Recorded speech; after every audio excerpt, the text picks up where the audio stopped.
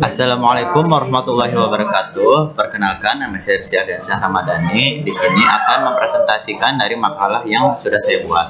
Sebelum itu, izinkan saya menyampaikan kata pengantar. Puji syukur kami panjatkan kehadirat Allah Subhanahu wa Ta'ala yang sudah melimpahkan rahmat dan karunia-Nya sehingga kami dapat menyelesaikan makalah ini yang berjudul Makalah Toko Online menggunakan flowchart, use case diagram, activity diagram, dan class diagram. Makalah ini disusun dengan tujuan untuk memenuhi kebutuhan pemahaman mengenai proses analisis dan perancangan pada toko online, khususnya melalui penggunaan beberapa diagram seperti data flow diagram atau DFD, use case diagram, activity diagram, dan class diagram. Kami berharap makalah ini dapat memberikan wawasan dan pengetahuan tambahan bagi pembaca. Kami menyadari bahwa makalah ini masih jauh dari kata sempurna. Oleh karena itu, kami sangat mengharapkan kritik dan saran untuk melengkapi segala kekurangan dan kesalahan pada makalah ini. Akhir kata, kami mengucapkan terima kasih kepada semua pihak yang telah memberikan dukungan, bimbingan, dan bantuan dalam penyusunan makalah ini. Semoga makalah ini dapat memberikan manfaat bagi pembaca.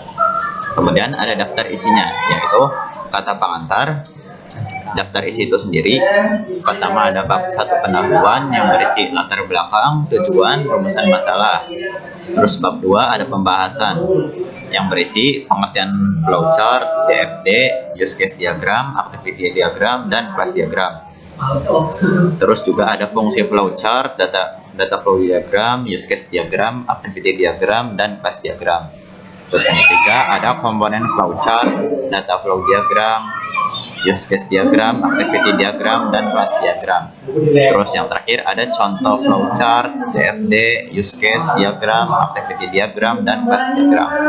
Dan yang terakhir ada bab 3 penutup yang berisi kesimpulan. Oke, pertama pendahuluan. 1. Latar belakang. Perkembangan teknologi informasi mendorong banyak perusahaan untuk menyediakan layanan jual beli secara online. Sistem toko online dibutuhkan untuk mempermudah pelanggan melihat produk, melakukan pemesanan, serta pembayaran secara cepat dan efisien. Tujuannya untuk menjelaskan proses bisnis toko online, membuat rancangan sistem menggunakan flowchart, DFD, use case diagram, activity diagram, dan class diagram. Terakhir ada menganalisis cara kerja sistem secara visual dan terstruktur. Terus ada rumusan masalah. Bagaimana alur proses bisnis toko online digambarkan melalui flowchart? Bagaimana aliran data digambarkan menggunakan data flowchart? Bagaimana aktivitas pemesanan digambarkan dengan activity diagram? Dan terakhir, bagaimana struktur kelas sistem digambarkan dengan kelas diagram? Bab 2, pembahasan. Yang pertama, ada pengertian.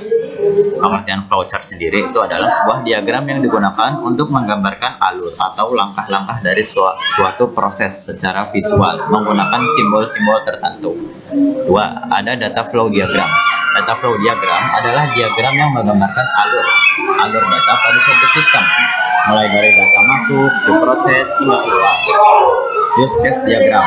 Use case diagram adalah diagram UML yang menunjukkan interaksi antara aktor dan sistem melalui fungsi-fungsi use case yang tersedia. Terus ada activity diagram. Activity diagram adalah diagram UML yang menggambarkan aktivit atau proses bisnis dalam sistem dari awal sampai akhir. Terakhir ada class diagram.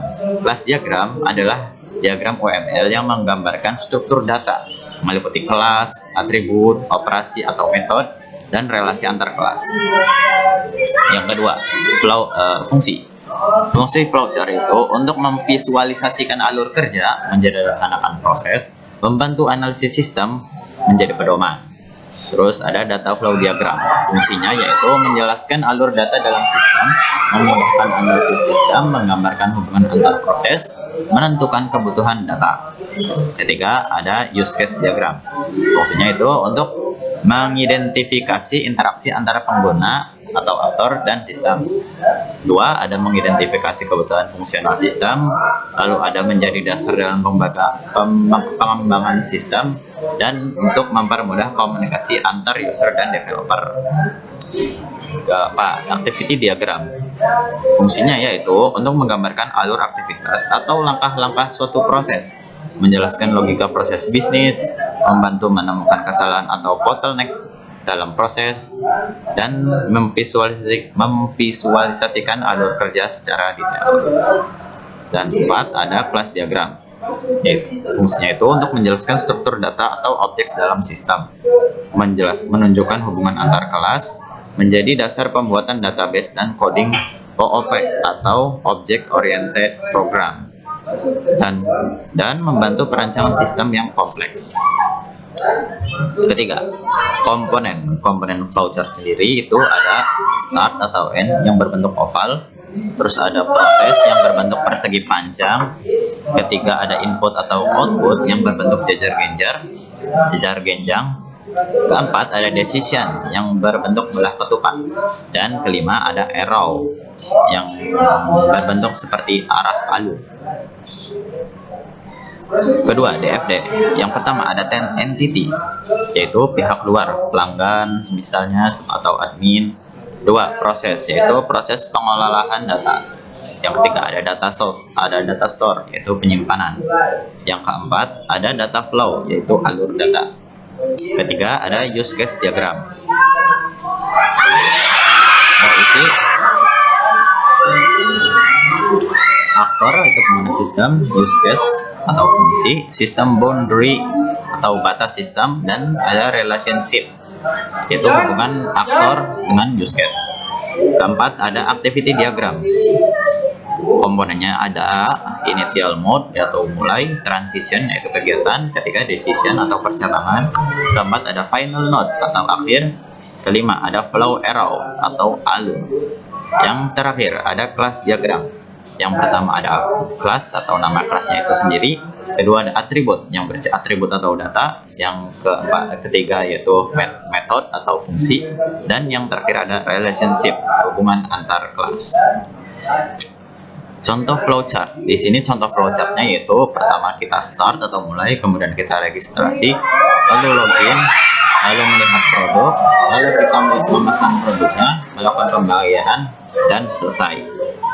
Yang kedua, DFD level 0. Di sini dimulai dari pelanggan melakukan pemesanan ke toko online, dan toko online memberikan informasi barang, dan admin menginput barang ke toko online, lalu toko online memberikan laporan pesanan kepada admin.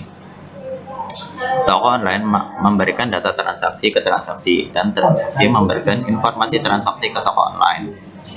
Di sini barang memberikan informasi barang ke toko online, dan toko online memberikan data barangnya ke barang.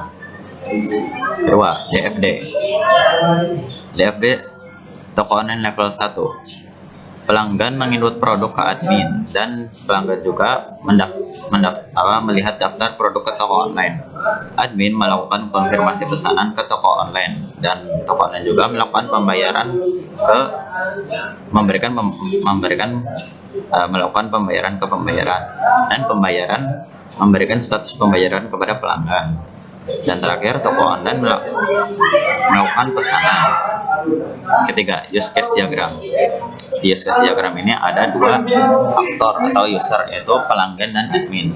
Pelanggan bisa melakukan registrasi, pelanggan juga bisa melakukan login, melihat produk, mencari produk, check out, melakukan pembayaran, dan mengakses pesanan. Dan sedangkan admin bisa melakukan login, admin kelola produk, mengkonfirmasi pembayaran, memproses pesanan, dan menginput resi. Keempat, ada activity diagram. Activity diagramnya yaitu jika dari pelanggan, yaitu pelanggannya melakukan registrasi, lalu login, mencari produk, menambahkan keranjang, lalu check out, lalu admin mengelola produknya, admin mengkonfirmasi pembayarannya, lalu proses pesanannya, menginput resi, lalu melihat status pesanan, dan menerima pesanan. Kelima, kelas diagram. Di kelas diagram ini ada 3 tabel, yang dimana ada tabel pelanggan, yang dimana ID pelanggan ini memiliki relasi one to one dengan ID pelanggan di tabel transaksi, dan tabel transaksi juga memiliki atribut option yang memiliki relasi dengan option yang ada di barang, yaitu relasi many to many. Terakhir, bab 3 atau penutup yang berisi kesimpulan. Perancangan sistem toko online menggunakan flowchart, DFD, use case diagram, activity diagram, dan class diagram membantu membuat sistem lebih jelas dan terstruktur. Flowchart menggambarkan alur proses, DFD menunjukkan aliran data, use case diagram menjelaskan fungsi yang digunakan aktor, activity diagram menunjukkan urutan aktivitas, dan class diagram menggambarkan struktur data sistem. Dengan semua diagram tersebut, toko online dapat dirancang lebih efektif, mudah dipahami, dan siap dikembangkan. Sekian presentasi yang bisa saya sampaikan. Mohon maaf atas segala kekurangannya. Wassalamualaikum warahmatullahi wabarakatuh.